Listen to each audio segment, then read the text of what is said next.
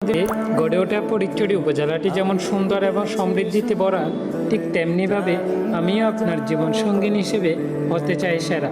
ফটিকছড়ির কৃতি সন্তান রফিকুল আনোয়ার যেমন তার অমর কৃতিত্ব দিয়ে মানুষের মনে সারা জীবন থেকে যাচ্ছে, ঠিক তেমনিভাবে আমিও আপনার মনে সারা জীবন থেকে যাব।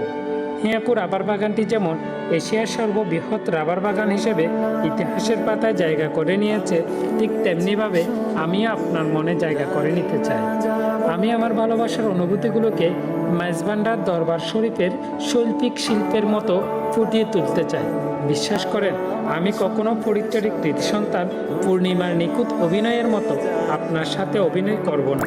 ভোজপুরের জমিদার বাড়িটি যেমন পরিচর্যার অভাবে হারিয়ে যাচ্ছে, ঠিক তেমনিভাবে আমি কখনো আপনার জীবন থেকে হারিয়ে যেতে চাই না। আমি বক্তপুরের আরহামুল্লাহ গোমস্তান মসজিদের মতো শত বছর আপনার মনে থেকে যেতে চাই। ফটিকছড়ির কৃতি সন্তান নাজিমুদ্দিন মুহুরী যেমন তার ভালোবাসা দিয়ে ফটিকছড়িবাসীকে আপন করে নিয়েছে, ঠিক তেমনিভাবে আমিও আপনাকে আপন করে নিতে চাই। আমি হয়তো দেখতে ফটিকছড়ি উপজেলা স্বাস্থ্য কমপ্লেক্সের মতোই অসুন্দর, কিন্তু বিশ্বাস করেন, আপনার জন্য আমার মনটা নারায়ণহাটের হালদাবিলি চা বাগানের মতোই সুন্দর। আপনি কখনো আমার মনটাকে নাজিরহাটের পুরাতন ব্রিজের মতো ভেঙে দিয়ে দেন। আমি নাজিরহাট কলেজের পুকুর পাড়ে বসে আপনার সাথে গল্প করতে চাই, আপনার হাত ধরে হিয়াকু সেলফি রোডের সৌন্দর্য দেখতে চাই। প্লিজ আপনি আপনার মনটাকে কাজিরহাটের হালদা রাবার ট্রামের মতো এত শক্ত করিয়েন।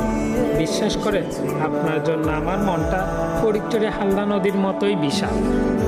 ফটিকছড়ির কন্যা খাদিজাতুল আনোয়ার সোনি যেভাবে ফটিকছড়ি উপজেলার প্রথম মহিলা এমপির আসন অর্জন করেছে, ঠিক তেমনিভাবে আপনি আমার লাইফে প্রথম এবং শেষ ভালোবাসা হয়ে থেকে যাবেন।